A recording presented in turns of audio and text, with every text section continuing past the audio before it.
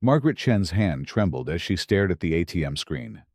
The words, "Account frozen, contact bank," glowed in harsh red letters against the blue backdrop of the early morning sky.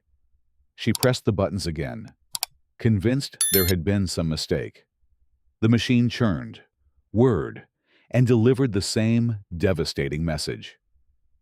"This can't be right," she whispered, her voice barely audible above the distant hum of traffic on Maple Street. At 73, Margaret had never missed a payment, never bounced a check, never given anyone reason to freeze her life savings. The prescription bottles in her purse rattled as her hands shook harder. Her heart medication cost $300 a month, and she was down to her last 2 pills. 3 blocks away, David Rodriguez wheeled his chair up to his own bank's ATM. The same red message flashed across the screen. His disability checks, his savings, his wife's small inheritance from her mother, everything was locked away behind an electronic wall he couldn't breach. The morning sun cast long shadows across the empty parking lot as he sat there, staring at the machine that had just upended his world. By 9 o'clock, the phones at First National Bank were ringing off the hook. Patricia Williams, the branch manager, had arrived to find 17 voicemails from frantic customers. The lobby filled with elderly residents from Sunset Gardens, a modest community known for its manicured lawns and quiet streets. Some clutched oxygen tanks. Others leaned heavily on walkers, all united by the same cruel reality: their money had vanished overnight. "I don't understand," Patricia said, her voice strained as she addressed the growing crowd. The freeze orders came directly from Sunset Gardens HOA Corporation.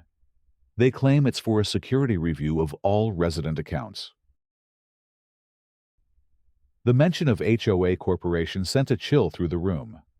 Everyone knew that name, though few understood exactly what it meant. Karen Stevens had founded the company 3 years ago, promising to bring professional management to their small homeowners association. She'd swept into their quiet community with promises of increased property values and streamlined operations. What she delivered was something else entirely. Margaret clutched her purse tighter. "How can they freeze our personal bank accounts? They're not even our banks." "I wish I could give you better answers," Patricia replied, shuffling through a stack of legal documents. "But these orders are signed by your HOA president and backed by something called a financial security agreement. According to this, all residents signed over certain banking rights when they moved in." The room erupted in confused murmurs.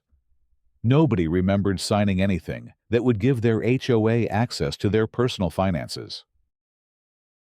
David rolled his chair closer to the manager's desk, his voice rising above the chaos. "That's impossible. I've lived here for 12 years. I never signed anything like that." Eleanor Blackwood, 81, and sharp as a tack despite her age, stepped forward. Her cane tapped rhythmically against the marble floor as she approached the desk. "Show me these documents," she demanded. "I was a paralegal for 43 years. I know what I signed and what I didn't." Patricia hesitated, then slid the paperwork across the desk.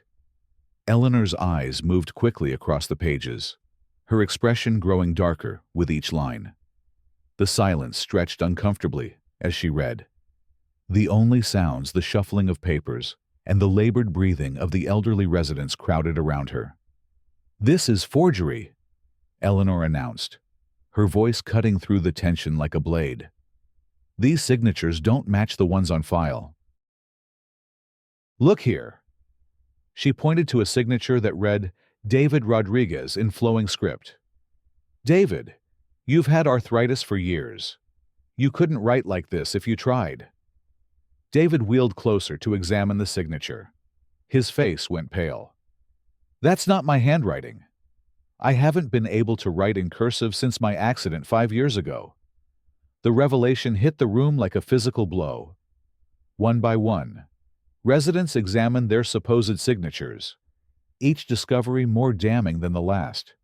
Margaret's signature was written in blue ink, though she'd exclusively used black since her husband's death.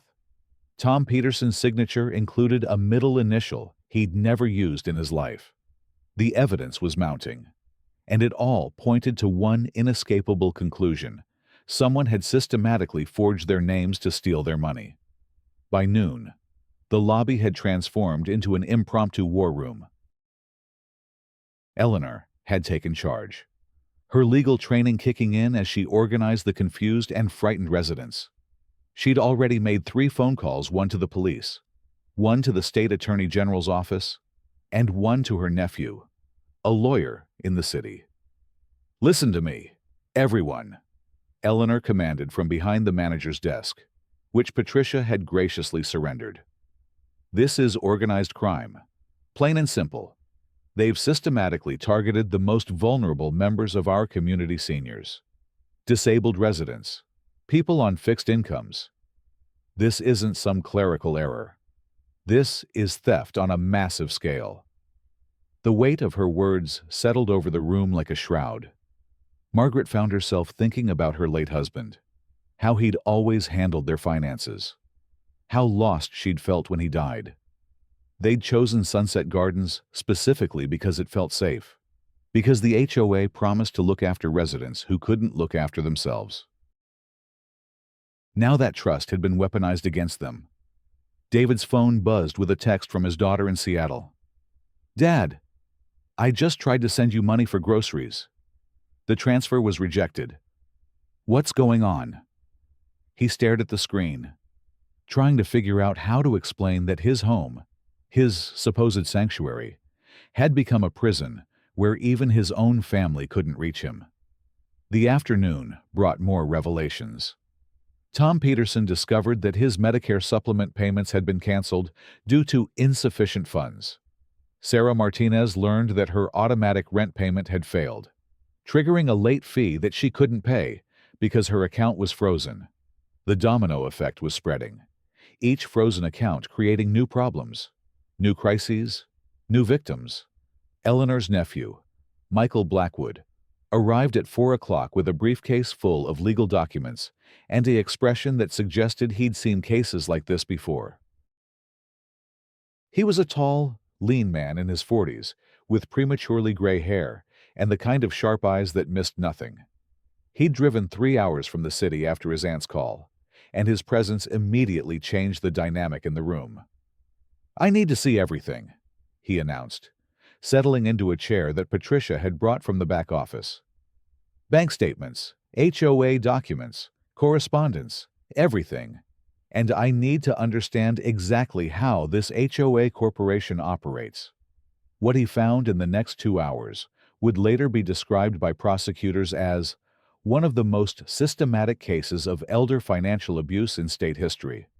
The HOA Corporation had been established not as a service organization, but as a predatory entity designed to exploit the trust and vulnerability of Sunset Gardens residents. Karen Stevens had arrived in their community 3 years ago with impeccable credentials and glowing references.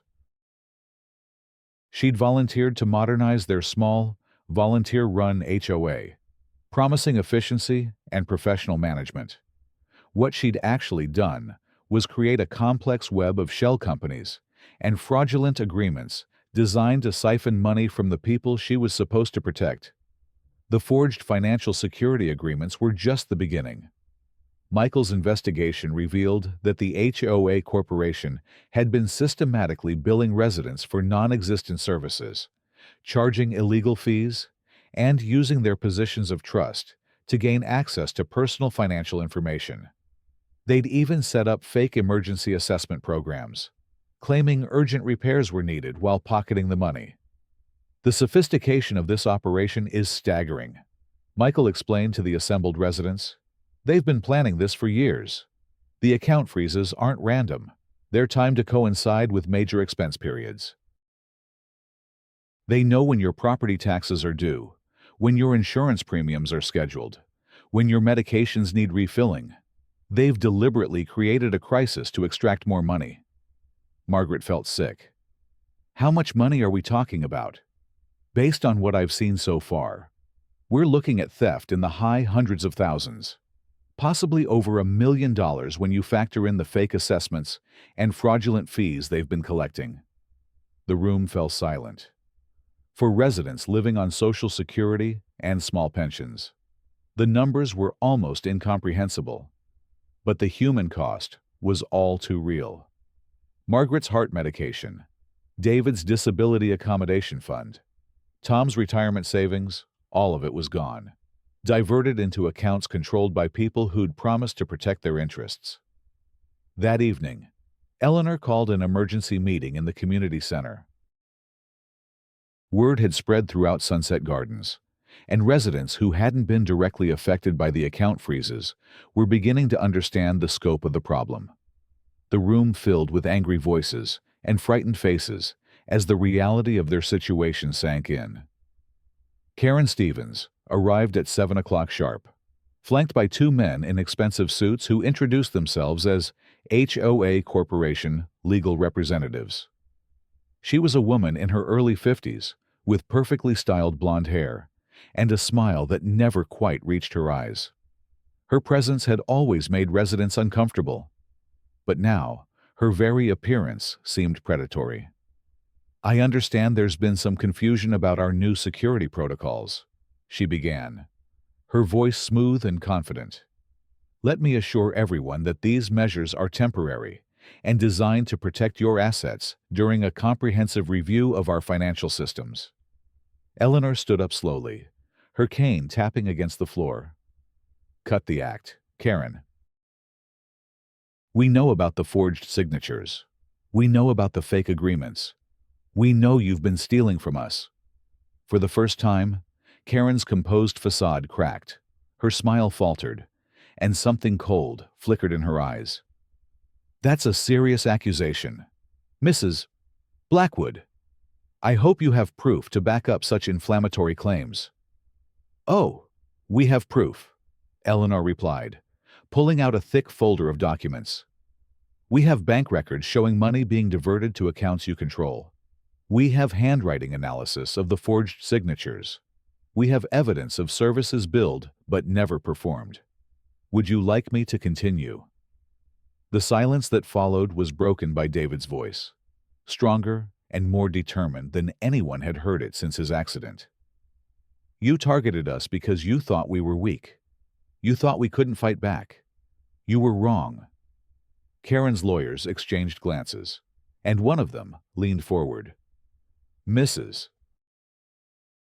Stevens, I think we should table this discussion until we can review the allegations more thoroughly." But Karen wasn't finished. Years of successful manipulation had made her overconfident, and she couldn't resist one final attempt to maintain control.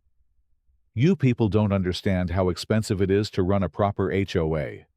The old volunteer system was chaos. We've brought professionalism and accountability to this community. If you don't appreciate that, perhaps you should consider living somewhere else." The room erupted. Residents who'd been quiet throughout the meeting suddenly found their voices. Margaret stood up, her prescription bottles rattling in her shaking hands. "Accountability. You've stolen our medication money. You've stolen our rent money. You've stolen our lives." Tom Peterson, who'd served in Vietnam and never backed down from a fight, stepped forward. "I've been defending this country since before you were born, lady. I didn't survive 2 tours overseas to let some con artist steal my retirement." One by one, residents began sharing their stories. Sarah Martinez talked about choosing between groceries and her grandmother's medication. James Wilson described watching his wife cry as their Medicare supplement was canceled. The human cost of Karen's greed was laid bare, and the room filled with righteous anger. Michael Blackwood had been taking notes throughout the meeting, but now he put down his pen and addressed the room. "I've been practicing law for 18 years, and I've never seen a case with stronger evidence of systematic fraud. Mrs. Stevens, you and your associates are going to face both criminal charges and civil litigation. This isn't going away." Karen's composure finally shattered completely. You think you can intimidate me? I have contracts. I have agreements. These people signed legal documents giving me authority over their finances. Forged documents. Eleanor interjected. Documents that will be Exhibit A in the criminal case against you. The meeting ended with Karen and her lawyers making a hasty exit, but not before she'd made one final, devastating mistake. In her anger and frustration, she'd admitted to having authority over their finances, a direct confession that would later be used against her in court. The next morning brought news that would change everything. Michael's contacts at the state attorney general's office had been investigating HOA Corporation for months, following complaints from other communities. Sunset Gardens wasn't their first target. It was just their most ambitious.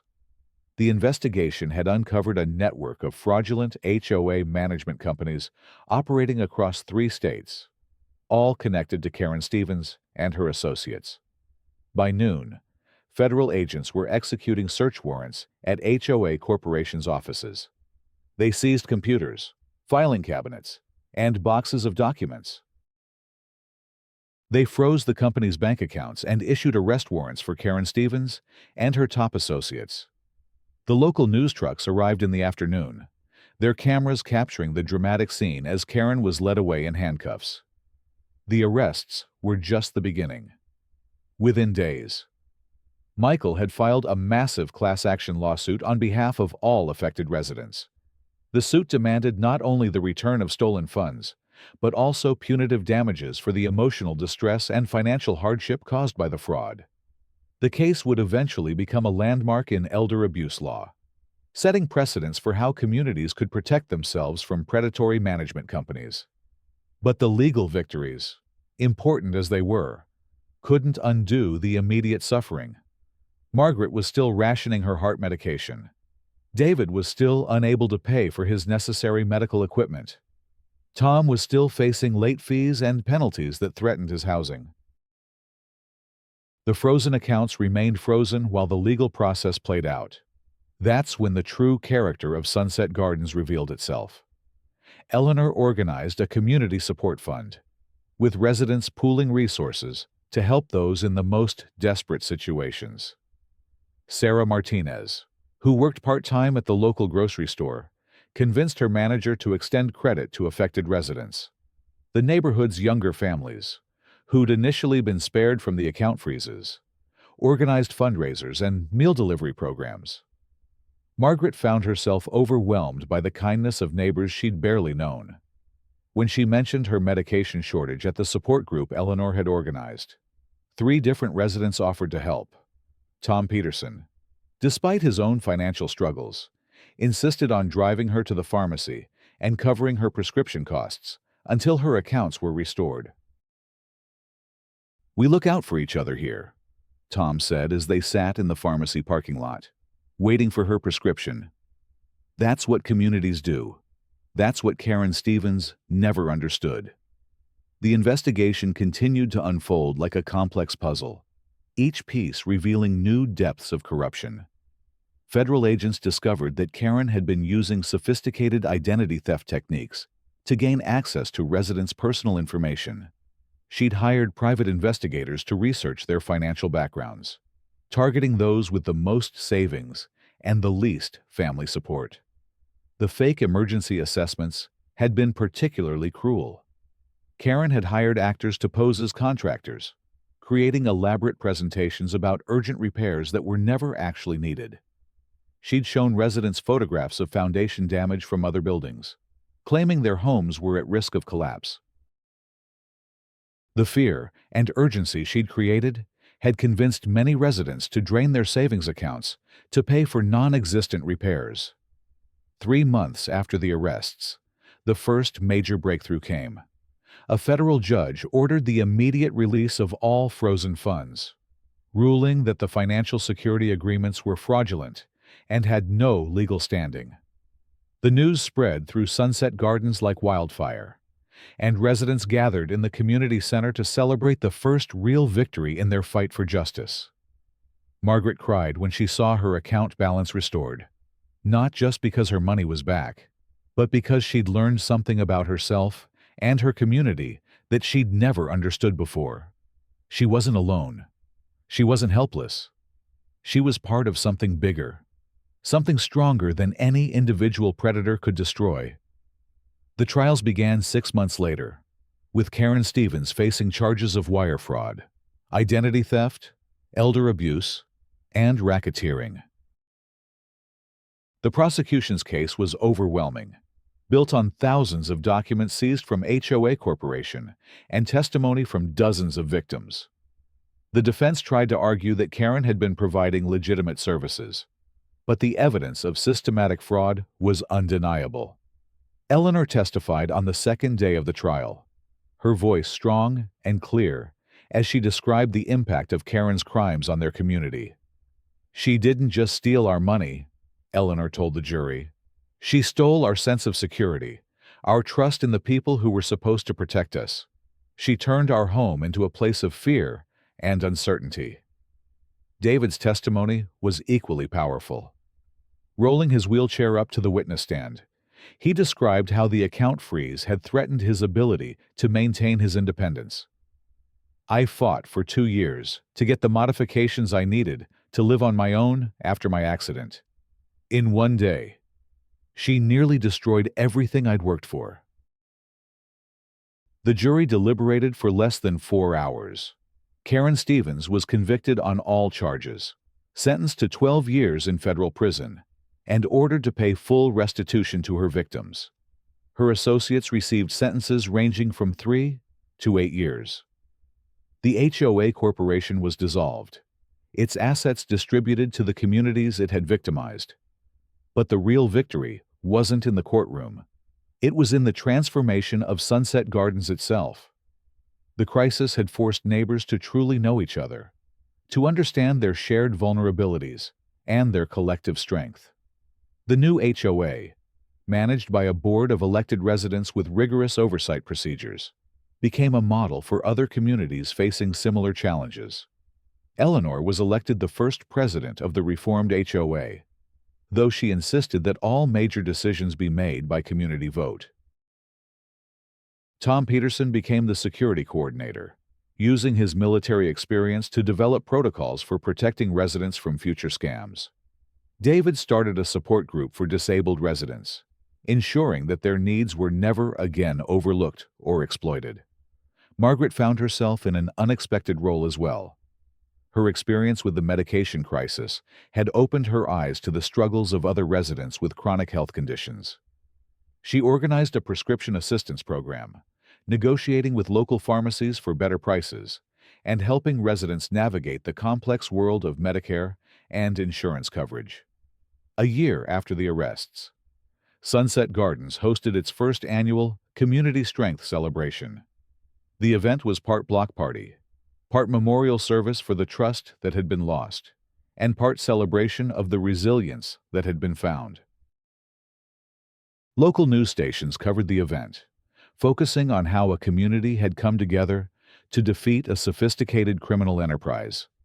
Margaret stood at the podium in the community center, the same room where Karen Stevens had once tried to intimidate them into submission. She looked out at the faces of her neighbors, people who'd become family through shared adversity, and felt a profound sense of gratitude. "We learned something important this year," she said, her voice carrying easily through the packed room. "We learned that we're stronger together than any of us ever imagined. We learned that trust, real trust, isn't something you can sign away in a contract. It's something you build with your neighbors, day by day, choice by choice."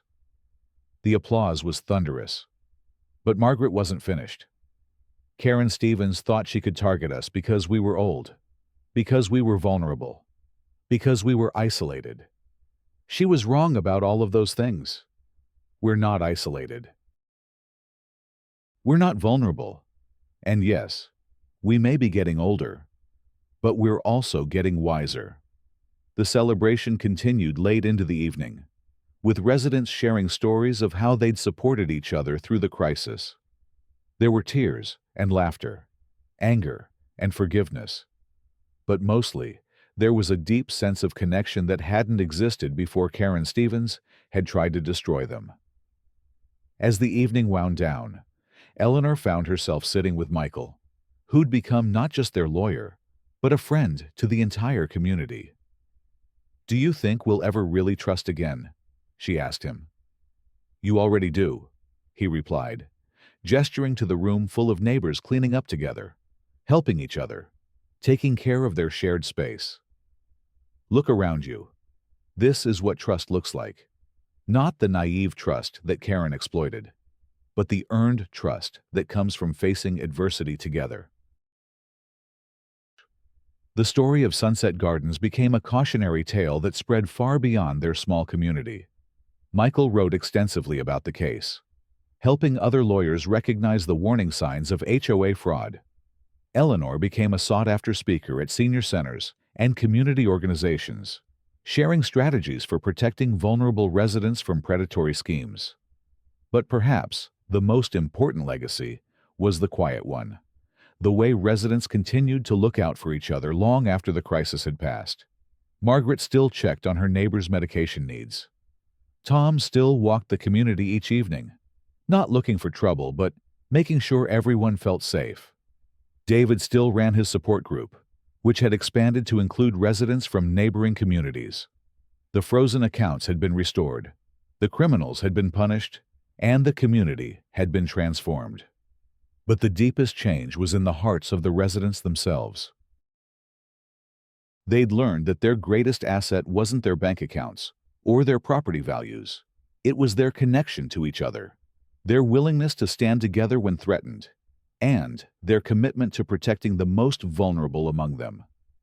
In the end, Karen Stevens had accomplished the opposite of what she'd intended. Instead of dividing and conquering a community of isolated individuals, she'd forged them into something stronger than steel, a true neighborhood, where everyone mattered and no one was forgotten. The accounts might have been frozen, but the bonds between neighbors had never been warmer. And in that transformation, in that unexpected gift born from betrayal and loss, Sunset Gardens had found something more valuable than any amount of money they'd found each other. The real treasure had been there all along, waiting to be discovered in the moment when they needed it most.